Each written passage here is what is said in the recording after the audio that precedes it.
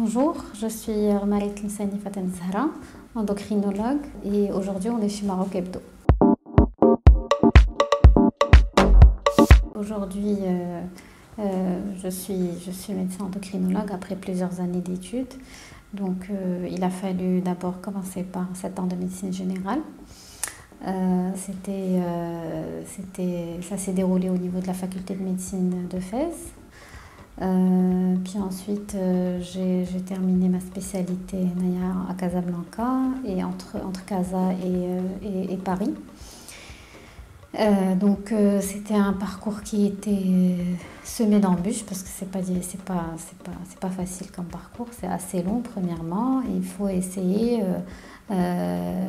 d'aligner la vie personnelle et professionnelle. Alors durant mon parcours, je me suis mariée, j'ai eu un enfant, donc c'était une des difficultés que j'ai rencontrées. C'est des études qui sont assez prenantes, donc ça aussi, ça réduit un petit peu le champ pour la vie personnelle. Donc on est plus concentré sur la vie professionnelle à 90%. Sinon, j'ai pu m'épanouir dans mon domaine, alhamdoulilah, grâce à mon choix de spécialité, car j'ai des patients chroniques. Donc, qui dit patient chronique dit patient fidèle. Donc, on a des relations avec les patients et donc c'est assez gratifiant. Voilà, on va dire que c'est quelque chose la médecine nous le rend bien. En fait. Il y a énormément de gratitude de la part des patients. On observe des résultats. On sent qu'on apporte quelque chose à la société, donc c'est grâce à ça que j'arrive à m'épanouir et aujourd'hui je suis très contente de mon parcours. Alors un des moments les plus touchants de ma vie de médecin, c'était déjà mon premier patient, le premier patient de ma vie. J'étais en 3e année d'externat.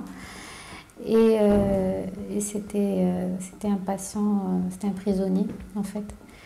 Donc c'était quelqu'un qui devait être au lit qui devait être hospitalisé et en même temps menotté. Donc ça c'était quelque chose qui m'avait vraiment choquée et en même temps impressionnée au même moment parce que avant de commencer médecine, en général les criminels, ils ne bénéficient pas trop de notre empathie. Mais ce jour-là, j'ai appris à faire preuve de compassion envers quelqu'un qui a commis un crime. Et donc ça, c'est quelque chose ça a été un tournant dans ma vie. Très jeune, j'avais peut-être 20 ans, 21 ans. Et ce jour-là, j'ai compris peut-être la définition de la compassion. Après, il y a eu quoi comme moment il y a eu, pendant mon stage d'externat, c'était pendant la 6e année, on devait assister à des stages de gynécologie et donc assister à des accouchements donc dans les conditions de l'hôpital public. C'est ce qui est très très dur. C'est très dur à voir, c'est pas les conditions des femmes qui accouchent dans les cliniques, elles sont chouchoutées et tout ça.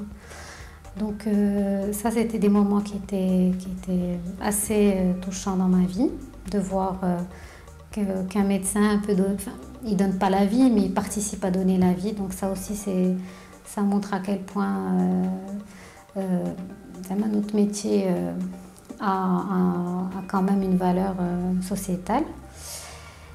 Et puis le troisième moment le plus touchant dans ma vie aussi de médecin, c'était quand, ça c'est plutôt personnel, mais en même temps ça touche un peu à mon métier, c'est lorsque j'ai dû accoucher et puis j'avais mon bébé de 5 mois et je devais partir en France pour aller étudier.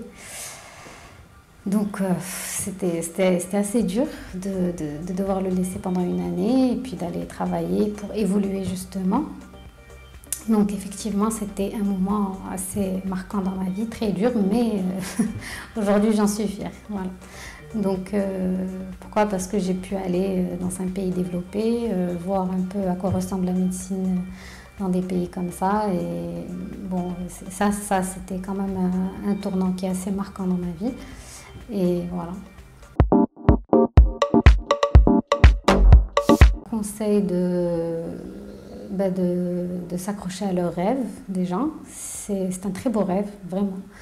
C'est un très beau rêve à réaliser, que ce soit au niveau de la réalisation ou là au niveau de ou bien au niveau de la finalité.